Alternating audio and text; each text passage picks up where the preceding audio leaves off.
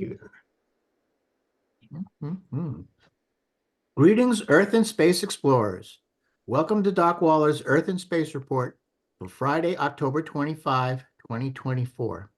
I'm your host, Bill Waller, an astronomer, science educator, and communicator, coming to you on a beautiful October evening in my hometown of Rockport, Massachusetts.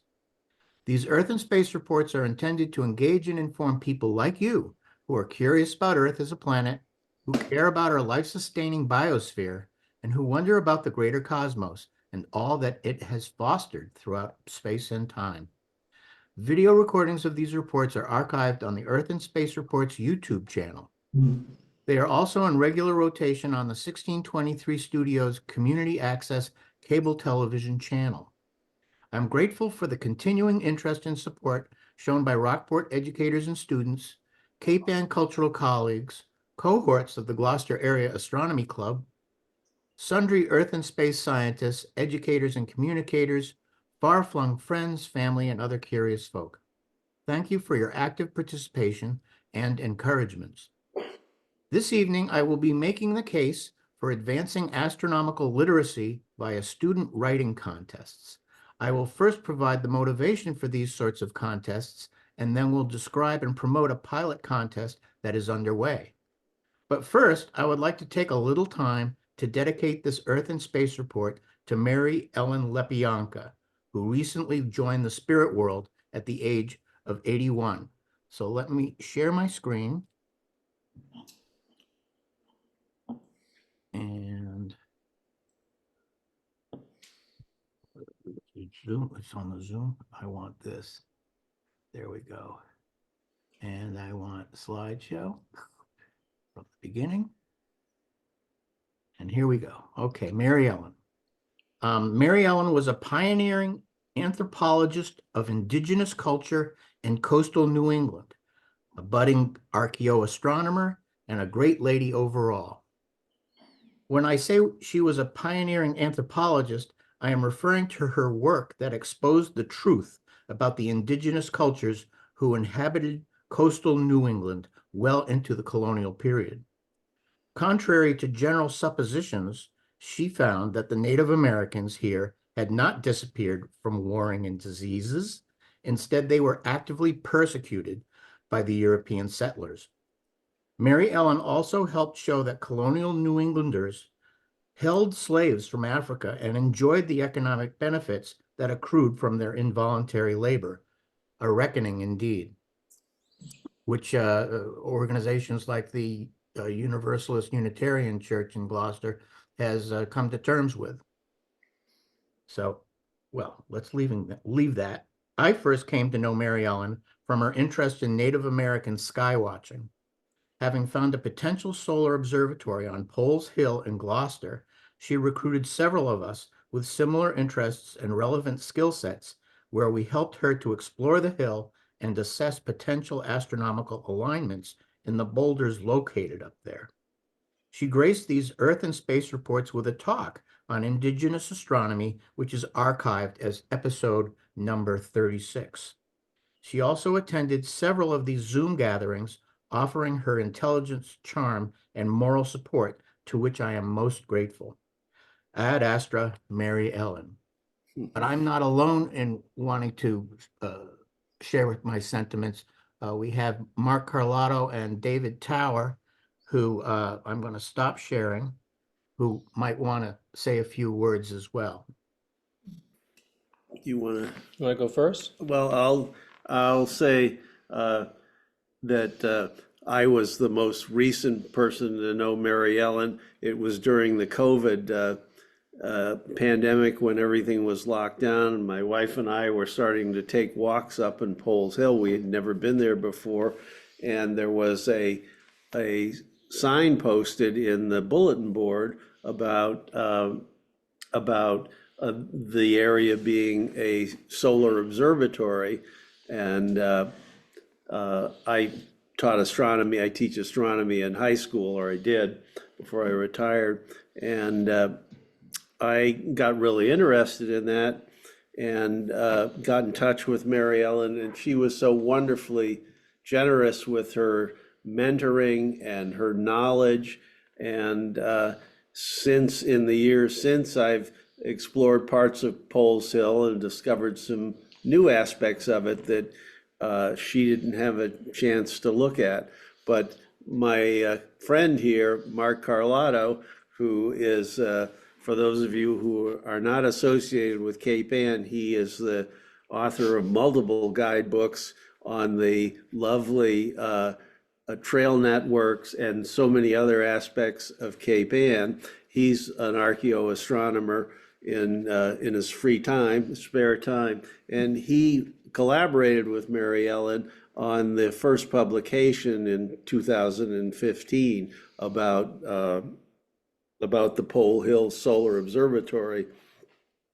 And there's a wonderful little 5-minute video that he put together of that site that's still accessible through the internet if you look for it, Google it. So it's been a wonderful collaboration with her, and on Cape Ann, her loss is really a huge loss for this community in terms of a connection, a fund of knowledge to Native American life here before colonial times. Thank you.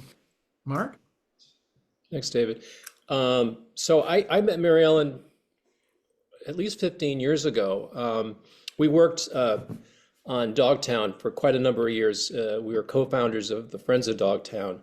So I was involved with her on preservation, conservation activities. She led the charge to get Gloucester and Dogtown added to the National Registry of Historical Places, which didn't go over too well with some of the community. It ended up getting blocked. But it was a sort of a golden age of Dogtown, and we worked together, Mary, for many years on that. But I actually met her before that. A mutual friend, Bill Muller, up in I think he's up in Pigeon Cove, I think. He's in Pigeon Cove, yeah. Neighbor. Pigeon Cove. Yeah, he's friends of Andrew Woods. Really big, strong proponent of that for years. He was having a party, and he invited me up there. He said, "I want you to meet this woman. She's involved with. She thinks there's a lot of evidence of Native American artifacts and structures on Cape Ann." And sort of just, I say things sometimes, sort of half thinking. I said, is she some kind of whack job? I thought maybe she was like one of these super alternative, really, new agey kind of people. And I met her, and I didn't really. It took me a while to really appreciate the fact that she was really an academic, and I was the whack job. And it's case in point with Poles Hill. We wrote a paper on the solar alignments that are pretty clear. But then I kind of went off in a different direction. I actually saw some evidence that there might have been references to Draco in terms of a layout of certain boulders there. And she never really bought it because she was really looking more for like references to Milky Way, I guess, and the Great Bear, Big Dipper, and other constellations known to the more modern, more recent Native American people.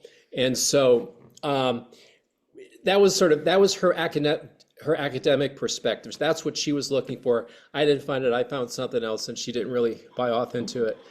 So we kind of agreed to disagree. But she certainly was a worthy opponent, and we'll all miss her for sure. Yeah. So thanks for doing this. This is really sweet. Sure. Yes. I should note that Mark has his own talk on the Earth and Space Reports video series. I don't remember the number, but then you can decide, if you check it out, you can decide for yourself whether or not he's a whack job. But before I leave this topic, I want to put in the chat. Where'd the chat go? There's a chat. Somebody, oh, let's mute. I have a reference for an article that she wrote as part of the great celebration of the 400 plus anniversary of Gloucester, the settling of Gloucester. And it's a wonderful article. If you don't want to watch her episode number 36. Okay, so at this point, I'm going to share the screen again and move on to my own talk about the astronomical science writing contest. Thank you all for sharing. Thanks. Share screen. Okay, here we go. Share. Okay, so here we are back to I'm just going to turn off the video. yeah, Sure. Okay. and so this is basically the crux of what I'll be talking about, title being Advancing Astronomical Literacy via Student Science Writing Contests.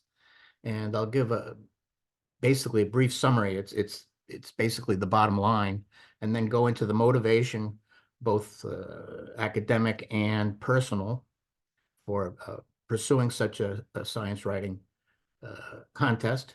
Uh, check out other science writing contests that are around that I've found, and then describe the pilot program in a little bit greater detail.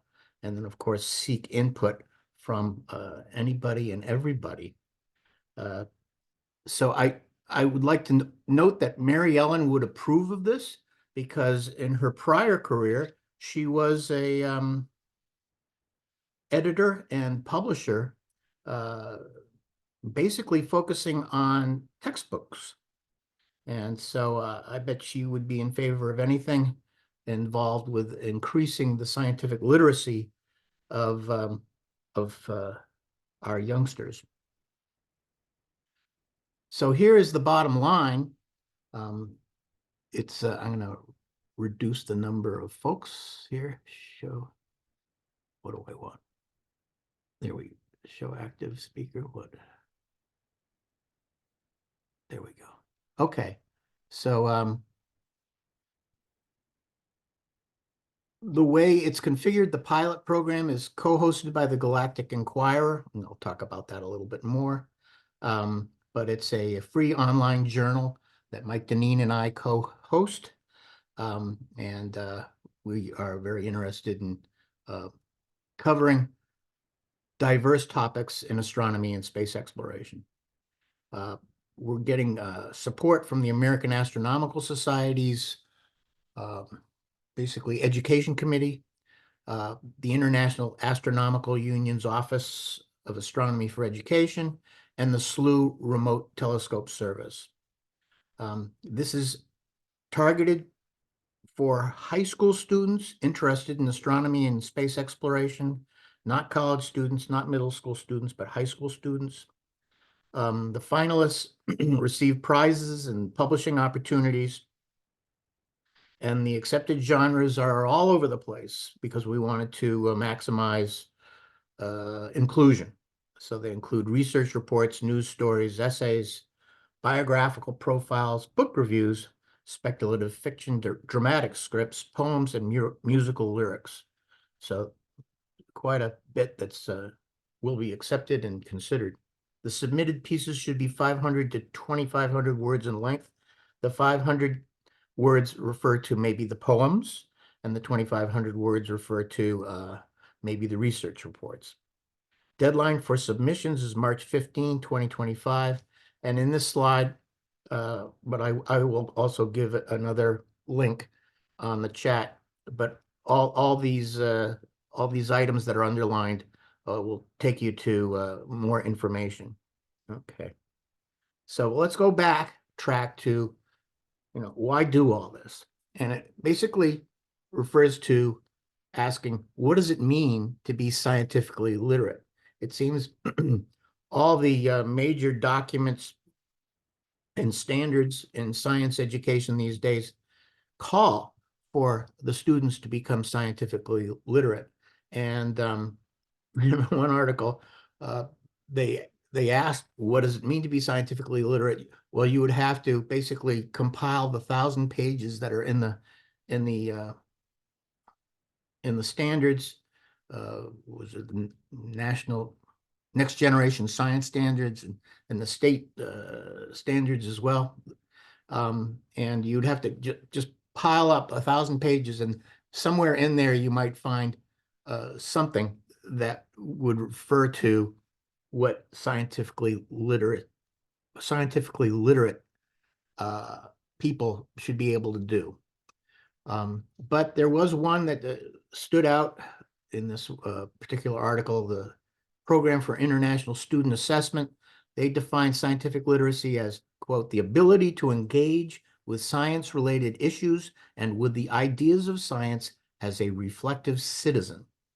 So I give it this one kudos for being inclusive as a reflective citizen.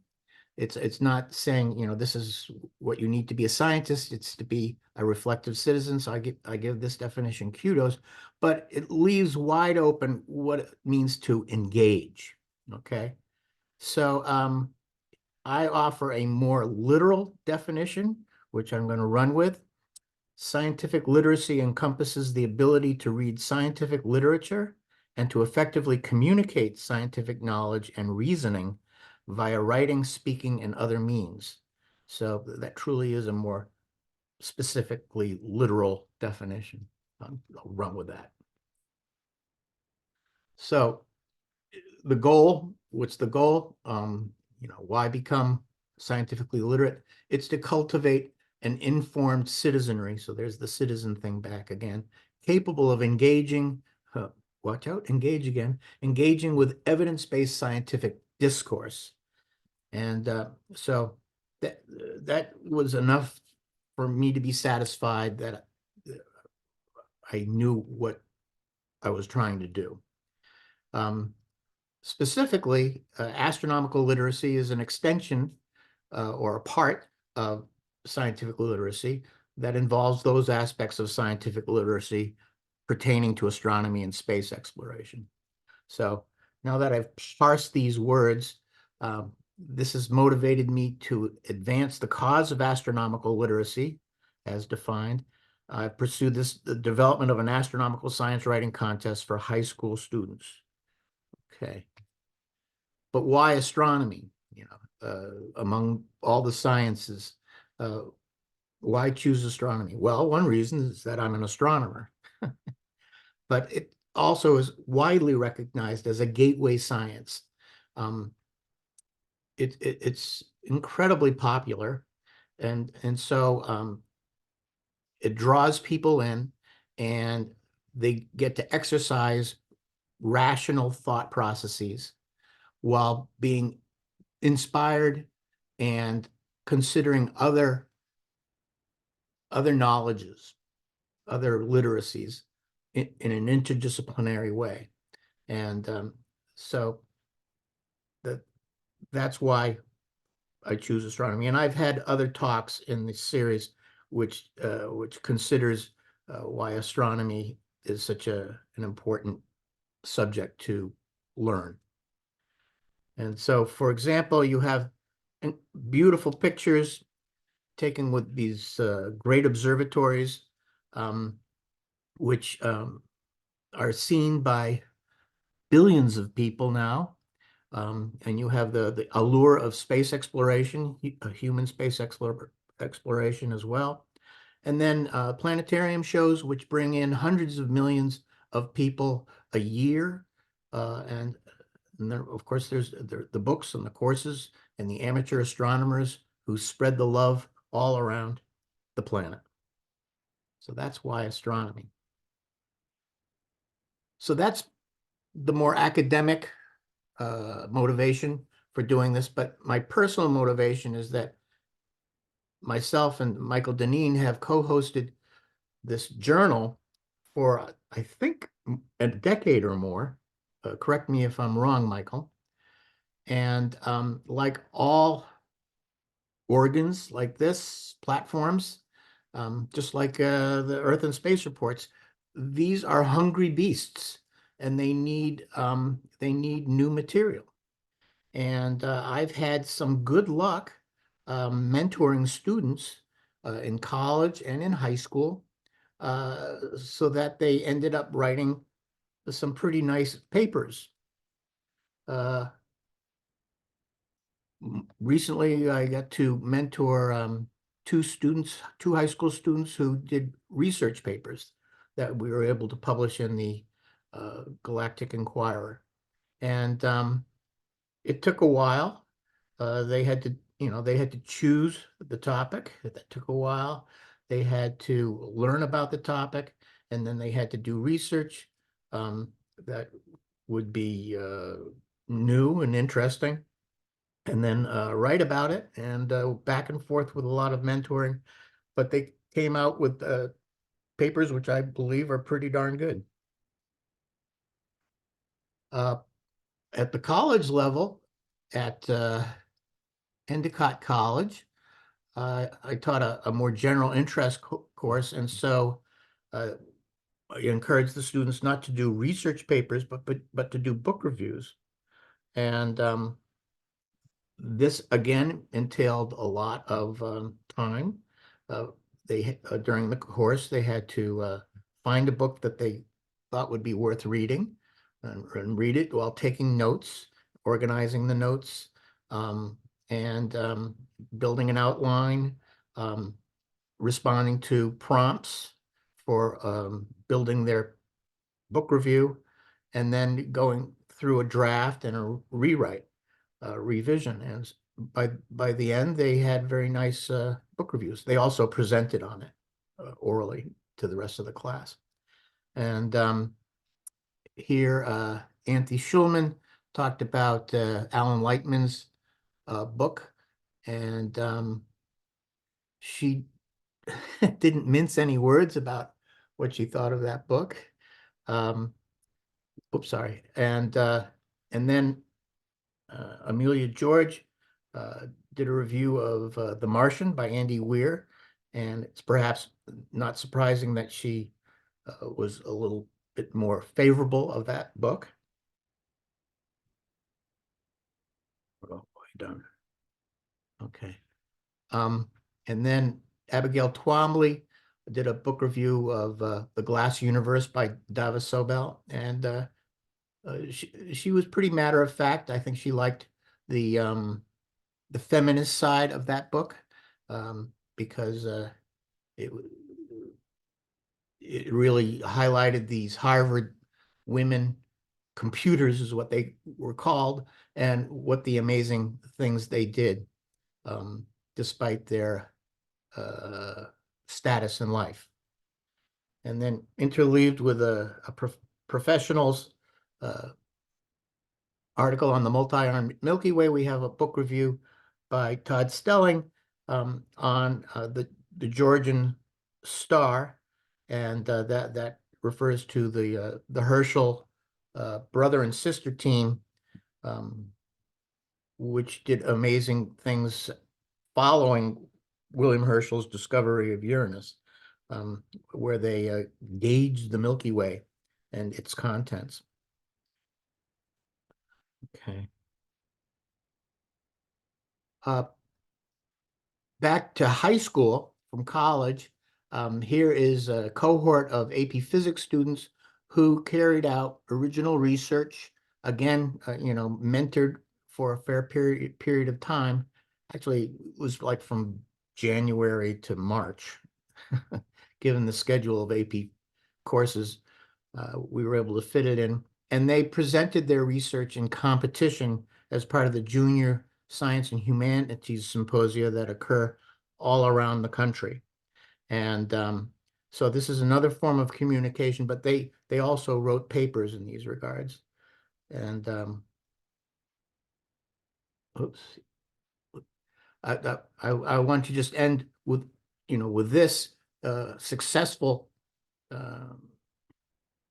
example of students stepping up and doing interesting research and communicating it well. I continue to be haunted by one particular paper by a fellow named John, who basically considered the topics of dark matter and dark energy, and somehow managed to combine them. that dark energy might be an interesting manifestation of dark matter, which gets charged up in some way to provide that positive pressure that is causing the universe's expansion to accelerate. That I still don't understand how this could be, but it was a very provocative speculation. Okay, I'm having trouble. Let's see if I can go back. Okay, I can't. So if we're about to do a science writing contest, might be a good idea to see what other science writing contests are around. The first reason why I wanted to get into science writing contests is that I find people in general like competitions, and students especially love competitions. It really focuses their minds. Um, so other types of contests occur in a test setting with restricted times. Some require the teacher to do the submitting. Why? Because of artificial intelligence. And so there have been some issues with that. Some have topical prompts, just a few, to focus their mind some more. And here's one example, the Oxford Scientists Schools competition. They only have maximum 700 word essays, and they only provide two pre-selected themes. So for example, in 2024, the two themes were evolution, big theme, and then data and humans in the digital age. That was the second theme. They were restricted to folks in the UK, year 10 to 13. So that is high school. It was the AI concerns that required teachers to submit, and the winners get to publish in the Oxford Scientist. That's their big prize publication opportunity. And they note that it's a great addition to your college application, which is so true. Other student science writing contests include the Future Scholar Foundation. It's a short story competition that includes science writing and science fiction, among other sorts of writing genres. It's targeted towards elementary and middle school students, so it has a smaller word limit, 350 word limit, and provides $25 gift cards to the winners, and I think like $10 gift cards to like the second place and such. They welcome international submissions, and they provide topical prompts. And this occurs monthly. The submissions occur monthly. Competition as guest judges. I thought that was kind of cool. And the neatest thing was that this whole competition was founded by young scholars, like kind of like in their 20s, who believe in competitions as catalysts for engagement and achievement. So they noticed that what they did was they noticed that their peers, many of their peers were involved with the competitions. Okay. And then I think this is the last example of other science writing contests. It's the New York Times annual STEM writing contest, which they partnered with Science News and the Learning Network. They asked for 500-word explanations of a selected STEM topic, and they targeted middle and high school students, basically 13 to 19 years old. What was interesting, it required interviewing people for quotes. That's a very journalistic thing to do. And they again provided topical prompts. They received 3,000 entries in 2023, and the prize was publication in the New York Times Learning Network for the winners. I don't know what was wrong with that, but this year they're replacing the STEM competition with informational writing contest. I don't know quite why, but that's what they're doing. So what that leaves is what we are doing. We're piloting an astronomical science writing contest for the high school students. Middle school could work, but my experience is in the high school. And we've got these partners, but we could use more partners, and we definitely could use some sponsors. I've mentioned the multiple genres. And that's the whole idea, is to increase the inclusivity. Topical prompts are provided with the submissions information, and all finalists are given the opportunity to publish in the Galactic Inquirer. We will provide all editing and publishing services free of charge. And the prizes, the third place, I can just hear Mike Deneen thinking up a joke. Prizes include an introductory book on astronomy for the third place winners. And then for the second place winners, they get that prize plus $100 gift card for purchasing astronomical equipment. No, Mike, they don't get 2 books for the second place. And then for the first place, they get the book, the gift card, and a 1-year subscription to the SLU Remote Telescope Observing Service, which is equivalent cost of $200. We launched the contest in September 15, and the submission deadline is, March 15. I've been saying May 15 to other people.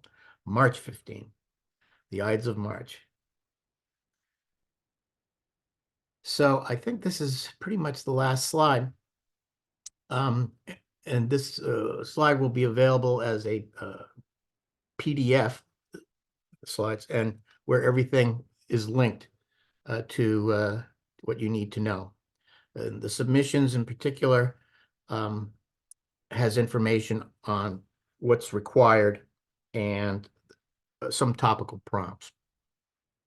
So we're looking for more partners, and I'm going to stop sharing very soon. Let me just check if there's anything else. No, that's it. So, and then I'm going to put in a chat before you guys chat it up. I gotta find the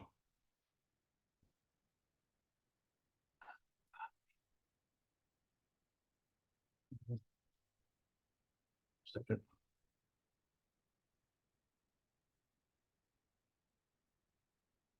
Here we go. And I stopped sharing. Are we still here? Okay, here we are. There we go. So now I'll put in the chat the URL for the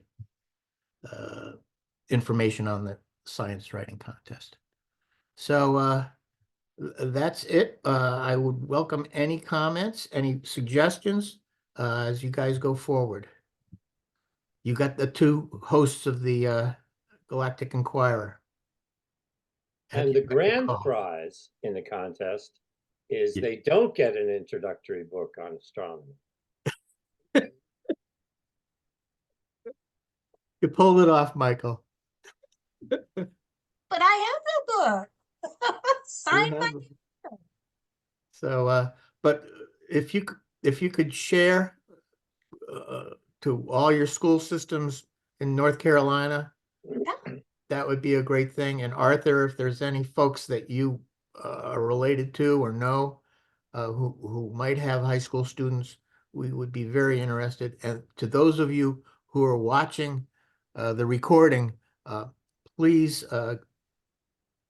please consider advertising and promoting it to the high school teachers and students. They could be English teachers, they could be science teachers. Nice. All right, Bill, Yes, the next GAC meeting is the 8th, and it's 2 weeks from tonight. Would you like a slide and 5 minutes to promote this before or after Ed Ting? sure, that would be wonderful. Your call on before or the after. Okay, all right. Why don't we do the after? That way we won't be stepping on his toes. Okay. So that's a thing to note. Do you want to promote your GAC presentation coming up? Is anyone here not on the listserv? Nope, we all are. No, yeah, I send this out to several other folks. Okay. Yeah, Ed Ting is Is that what you're talking about? Mm-hmm. Ed Ting is going to be there in person, the infamous collector of 1,000 telescopes and the dispenser of great wisdom about them. He's going to talk to us about a core competency, which is visiting Stonehenge. He just happened to go to Stonehenge, and he's very articulate about it, as I understand it. And so it should be a really good evening. He's a very personable and charismatic guy. And everyone that has seen him talk is very enthusiastic about it. So Excellent. we're happy to have him. And he'll be there in person, eating the pie and drinking the coffee. He's You should kind of make a fruit pizza. he's kind of a YouTube phenom, isn't he? Yeah. Yeah, he's yeah. He's a presence. Oh, well, that's good. We need I'll a send you presence. the recipe. Google Ed Ting, T-I-N-G. Yeah. Ooh, You'll okay, get him. All right. sounds great. So I'll try to, I'll put in the comments with the recording, those two links. That's how I'll make it Very good. available to everybody. All right, this is an early night.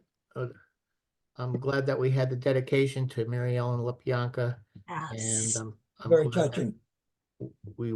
I was able to spread the word about this astronomical science writing contest. Yeah, it's lovely. All Thank right, you. thank you. All Go right. well. Thank you, Arthur, Bill, as always, for inviting me. I always enjoy these. Thank you so much. Would you Night, like night. would you like a couple of sample titles of epic poems that we might look forward to getting? always, Mr. Chat GPT. Uranus reminds me of my first girlfriend. Said Fergus. Dum-dum. Fergus, yes. All right, before we go down the plug, Yeah. I wish you guys well, and the You cat as well, Bill. Have a great weekend. All All right. right. See you guys. Glad you got your camera working, Arthur. We'll see you Finally. next time. Gotta crank Bye, it, all. gotta crank it up. Wait a minute. All right, Good night, off we everyone. go.